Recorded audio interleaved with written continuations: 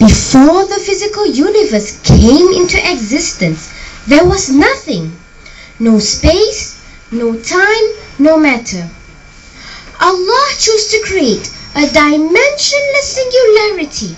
At that singularity or point in existence, Allah then created light or photons.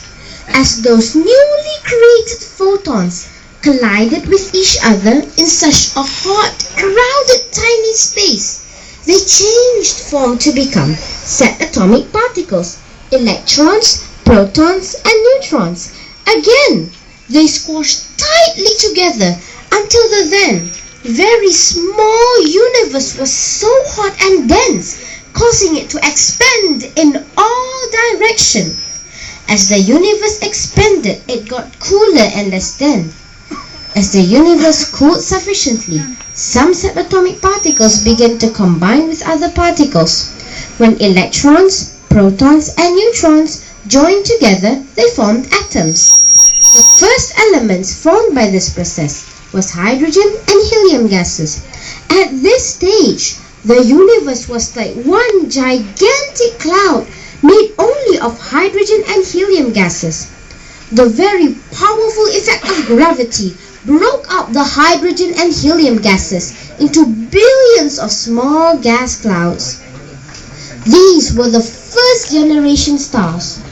Those huge stars could not continue to exist under their own mass. They flew apart in great explosion called supernovas. The explosion spread new elements all over the universe, and more new atoms were formed. The new atoms came together to form a second and subsequent generation of stars. Our Sun, known as Yellow Dwarf, is one of them. Then, planets were formed. At first, our planet was made up of boiling gases and other elements. The gases then cooled down and changed their characteristics. The heavier elements, like iron, sank to the center, while the gases rose to the surface and cooled down. The gases formed atmosphere, while the other lighter elements formed a crust, floating on the molten core. Other elements which existed as individual atoms began to combine with each other to form molecules. For example, hydrogen atoms combined with oxygen atoms to produce water. The water then evaporated when it came into contact of the still hot surface of the planet.